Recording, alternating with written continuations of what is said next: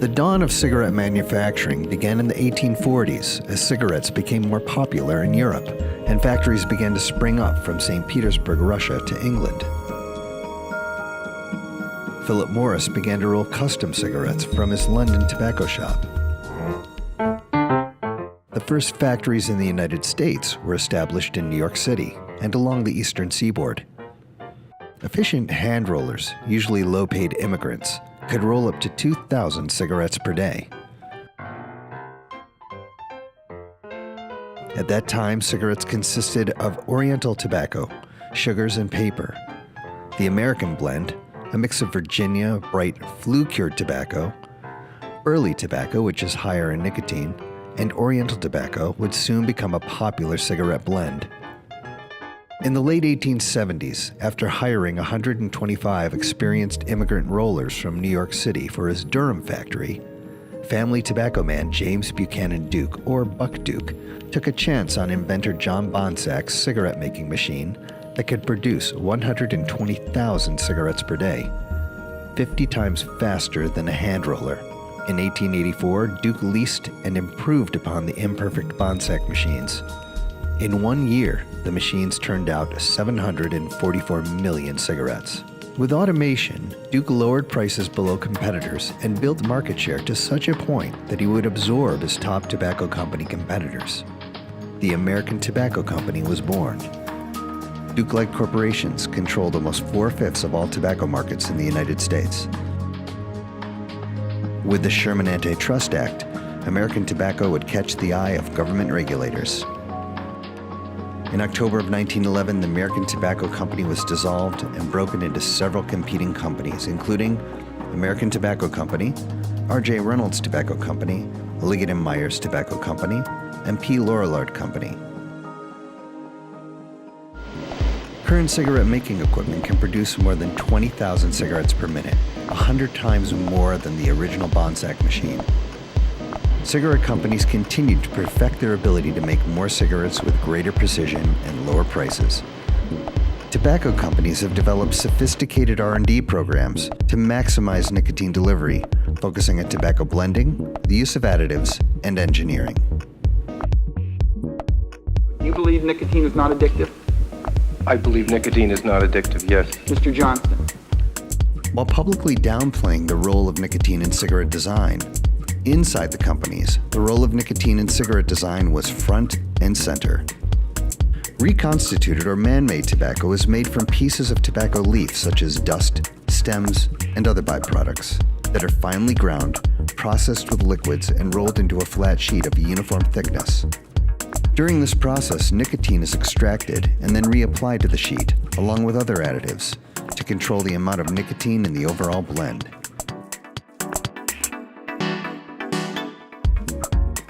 Menthol is a common flavoring additive in many cigarette brands and helps to mask harsh smoke.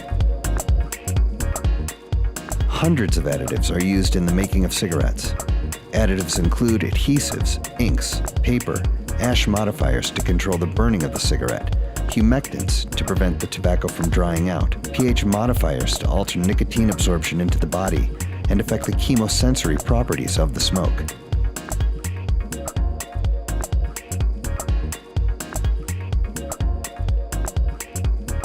The 2009 Family Smoking and Prevention Tobacco Control Act prohibited characterizing flavors like vanilla, orange, chocolate, coffee, Kahlua, berry, and others, and especially attractive to youth.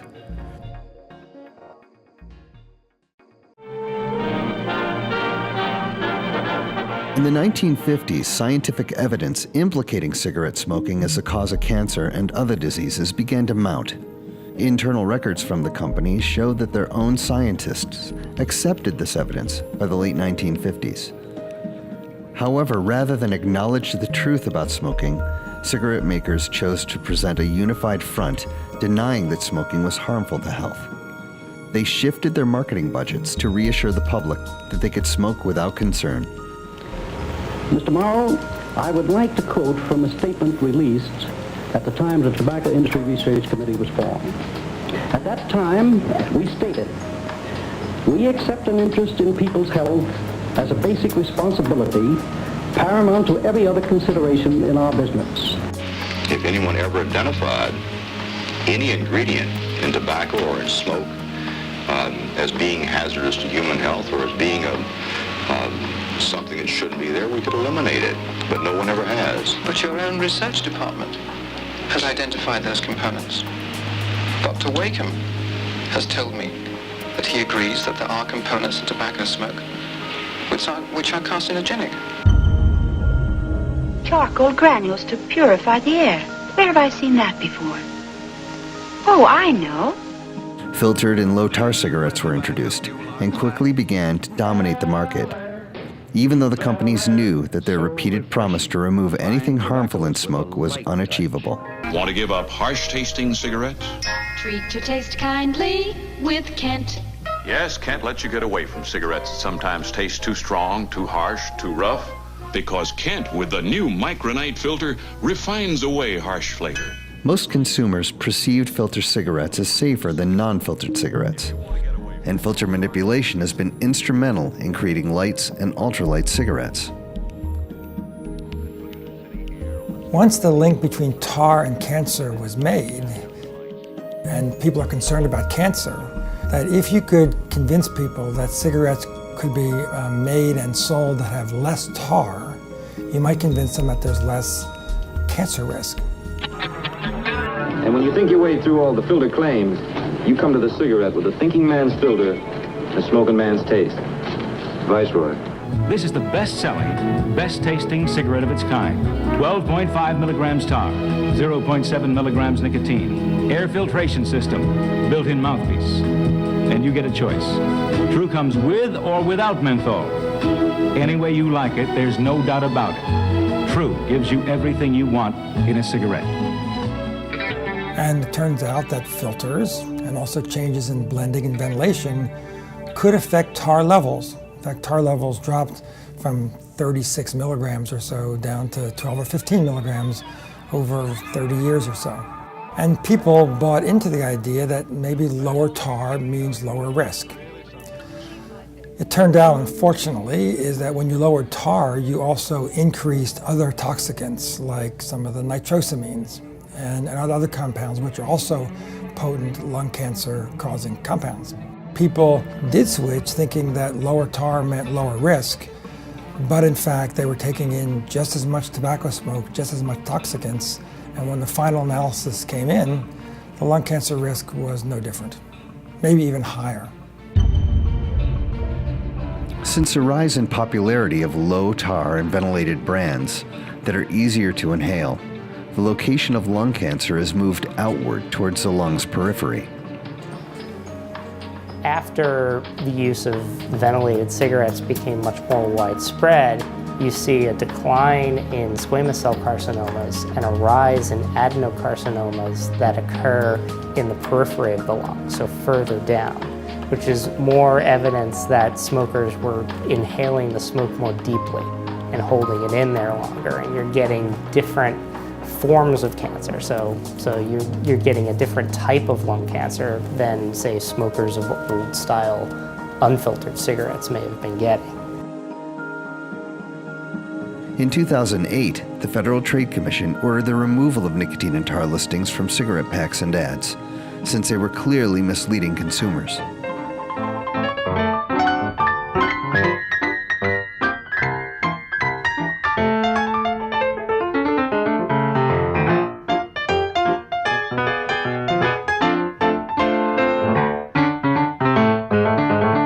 From the very beginning, cigarette makers advertised generously in newspapers, magazines, and in outdoor venues.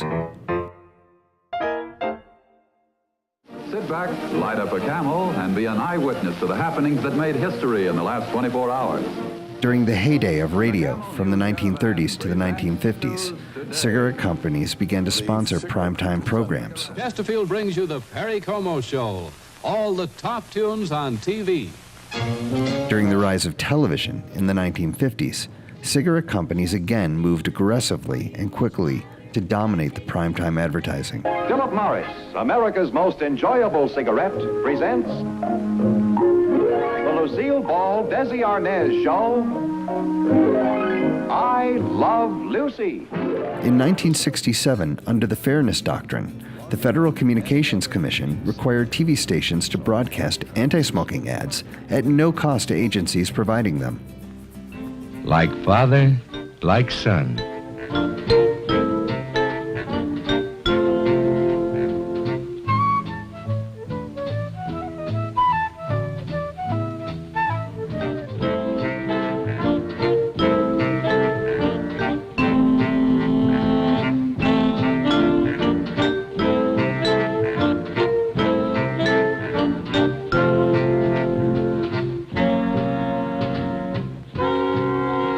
Like father, like son. Think about it. It's about taking a nap. I got a better idea. Let's take a Winston break. That's it. Winston is the one filter cigarette that delivers flavor 20 times a pound. In 1969, Congress passed the Public Health Cigarette Smoking Act that banned all cigarette ads on television and radio starting January 2nd, 1971.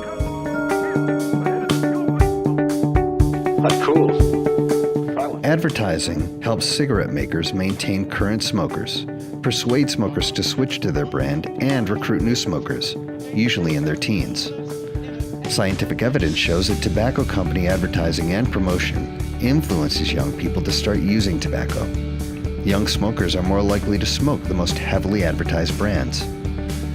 Cigarette makers also studied the attitudes of women, girls, and minorities to better target their products and their advertising.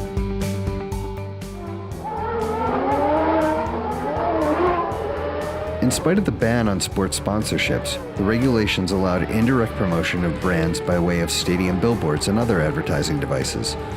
This practice has been banned in the U.S., but cigarette sports sponsorship and promotion continues around the world.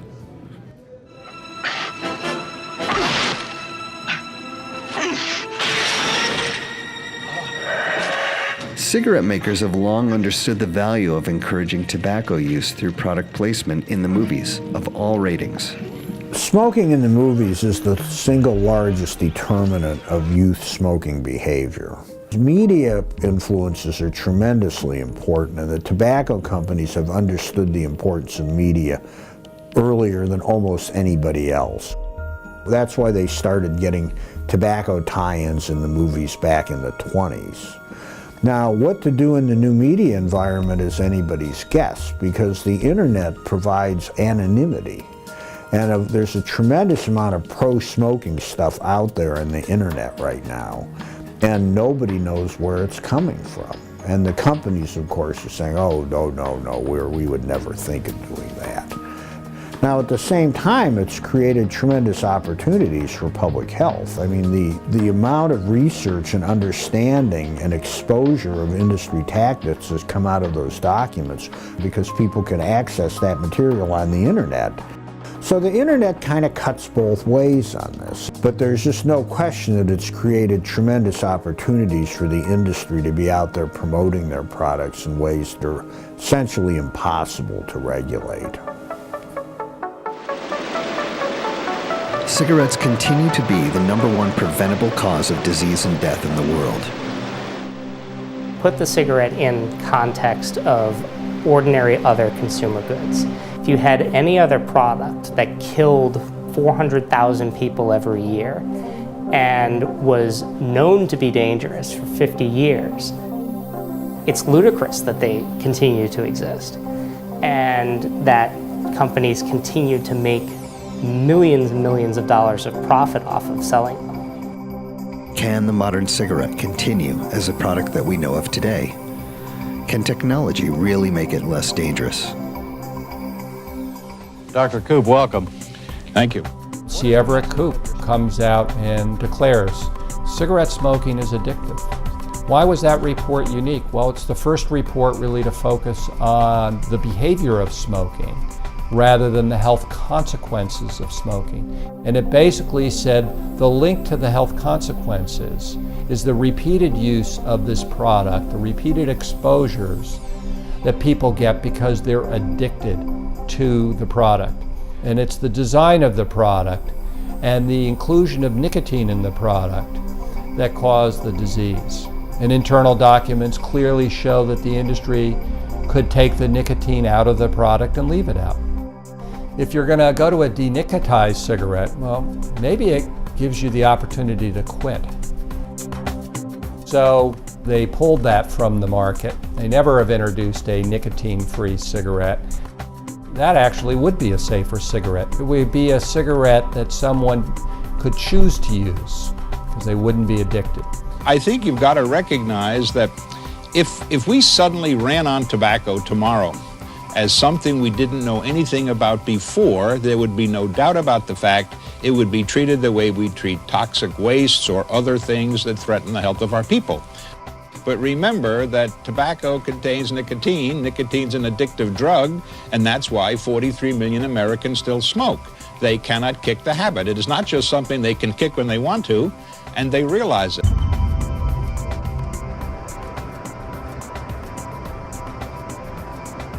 Virtually everybody, at least in the U.S. now, knows about the health hazards of tobacco smoke. But a lot of people don't know the detailed history. This is stuff that happened a long time ago. And so people now in their teens and 20s who are just beginning to be tempted by the millions of dollars that are put into advertising these products don't know about this history and don't know the manipulative efforts by the tobacco industry to promote their products. There's still so many people who smoke. And I forget often that it's still such a big problem. We still need to realize it's a problem.